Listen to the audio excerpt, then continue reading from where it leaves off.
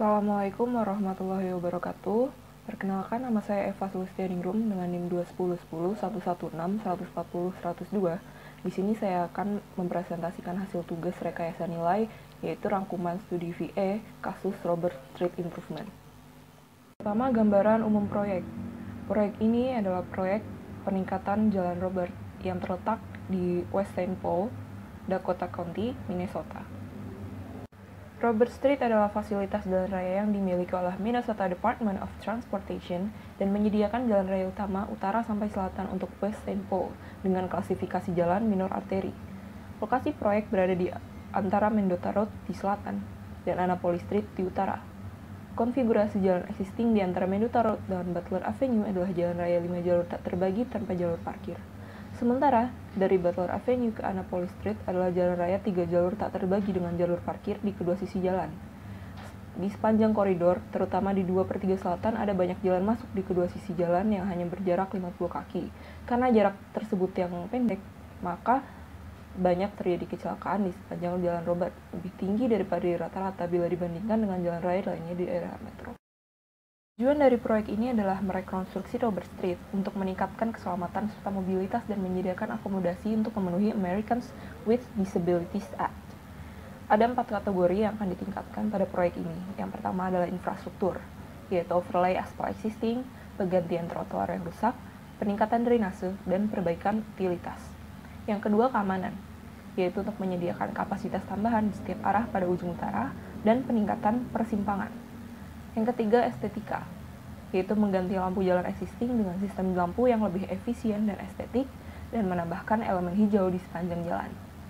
Yang terakhir ada transit, yaitu memastikan desain dapat mengakomodasi kemungkinan jalur mobil atau bus rapid transit di jalur perjalanan luar. DVE dilaksanakan pada tanggal 10-13 September 2013 pada saat proyek berada di tahap desain dengan progres 60%. Selanjutnya, ruang lingkup studi VE yaitu untuk memverifikasi atau untuk meningkatkan konsep yang diusulkan pada proyek. Untuk mencapai hal tersebut, tim VE harus menerapkan prinsip-prinsip dan praktik rencana kerja VE, melakukan tinjauan dan analisis proyek secara menyeluruh, melakukan brainstorming dan mengevaluasi kemungkinan peluang peningkatan, mencari pendekatan baru atau inovatif untuk pembangunan konstruksi dan kontrol lalu lintas dengan teliti. Yang terakhir, untuk mengidentifikasi potensi nilai tambah dan peluang penghematan biaya. Proses value engineering. Yang pertama ada fase informasi, fase analisis fungsi, fase kreativitas, fase evaluasi, fase pengembangan, fase presentasi, dan yang terakhir fase implementasi. Yang pertama, fase informasi. Di sini tim VE menerima briefing meliputi tujuan proyek, jadwal proyek, batasan-batasan proyek, kepentingan stakeholder, serta diberikan estimasi biaya dan dokumen-dokumen yang berguna untuk studi VE. Pada tabel di sini dilihatkan cost estimate summary-nya yang diberikan dari pihak proyek. Yang kedua ada fase analisis fungsi. Fase analisis fungsi ini kami menggunakan tools. Yang pertama cost model, yang kedua atribut kinerja, yang ketiga matriks atribut kinerja, yang keempat tabel analisis fungsi, dan yang kelima diagram FAST. Untuk tools pertama yaitu cost model. Ketua tim VE menyiapkan cost model dari estimasi biaya yang telah disediakan oleh tim proyek. Bisa dilihat di sini, tim VE menggunakan pie chart. Untuk tools yang kedua yaitu atribut kinerja. Tim VE bersama dengan tim proyek mengidentifikasi dan mendefinisikan atribut kinerja, kemudian mendefinisikan konsep dasarnya. Atribut kinerja berikut digunakan sepanjang penelitian untuk mengidentifikasi, mengevaluasi, dan mendokumentasikan ide dan rekomendasi. Atribut-atribut kinerjanya terdiri dari operasi lintas utama, operasi lokal, pemeliharaan, dampak konstruksi, dampak lingkungan, dan jadwal proyek. Pada tabel berikut, saya cantumkan salah satu contoh aja untuk atribut kinerja operasi lintas utama dengan definisi penilaian operasi lalu lintas dan keselamatan jalan Robert dalam batas-batas proyek meliputi tingkat pelayanan relatif terhadap proyeksi lalu lintas selama 20 tahun, serta pertimbangan geometris seperti kecepatan desain, jarak penglihatan, jalur, dan lebar bahu. Dengan baseline V desain 40 dan 35 mph, jalur lalu lintas 4-11 kaki, kiri dan kanan jalur putar 11 kaki, dan peningkatan U-turn untuk memungkinkan kendaraan penumpang yang lebih besar di persimpangan. Untuk tools yang ketiga yaitu matriks atribut kinerja.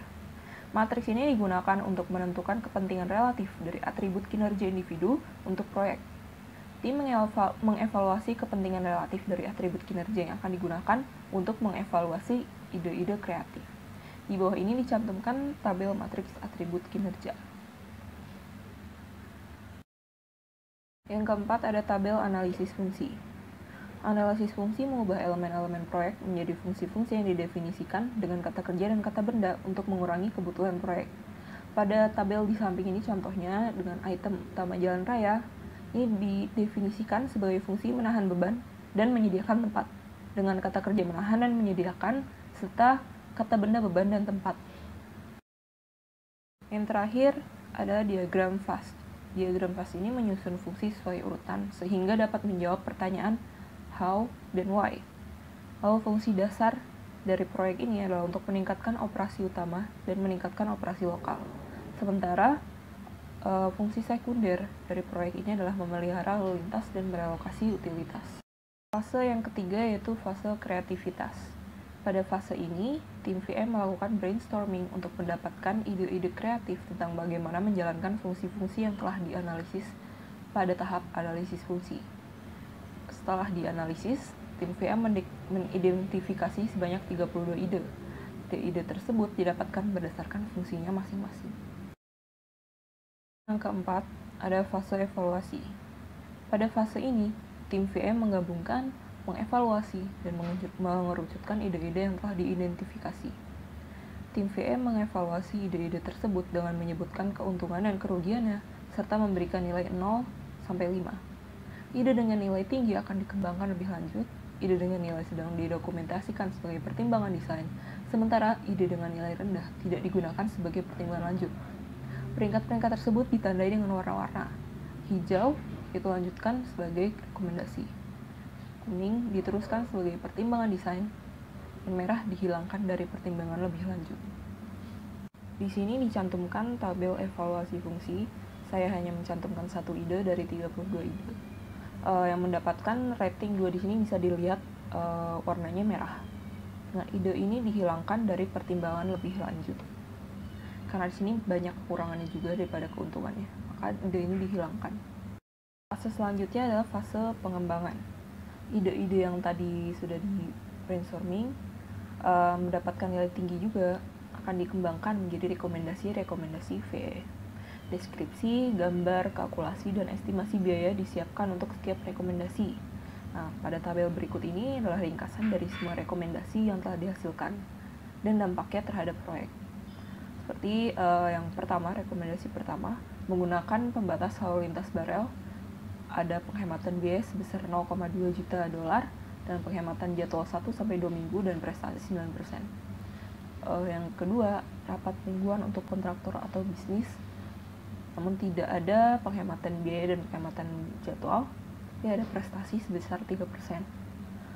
Lalu untuk ide 3A, relokasi utilitas pertama dengan penghematan biaya yang tidak bisa terukur untuk saat ini, penghematan jadwal 6 bulan, serta prestasi 11%. Ide 3B, mitigasi risiko, utilitas kontrak terpisah, dengan penghematan biaya dan penghematan jadwal yang belum bisa terukur pada saat ini, dengan prestasi 9%. Ide keempat, kontrak inovatif, dengan penghematan biaya yang belum bisa terukur pada saat ini dan penghematan jadwal sebesar 6 bulan dan prestasi sebesar 11%. Penilaian kinerja. Ketika tim VM mengembangkan rekomendasi, kinerja masing-masing harus dinilai kembali terhadap konsep dasar. Perubahan kinerja selalu didasarkan pada dampak keseluruhan terhadap total nilai proyek. Setelah data kinerja dan biaya dikembangkan oleh tim VE, perubahan bersih dalam nilai rekomendasi VE dapat dibandingkan dengan konsep desain aslinya. Memahami hubungan antara biaya, kinerja, dan nilai baseline proyek dan rekomendasi VE sangat penting dalam mengevaluasi rekomendasi VE.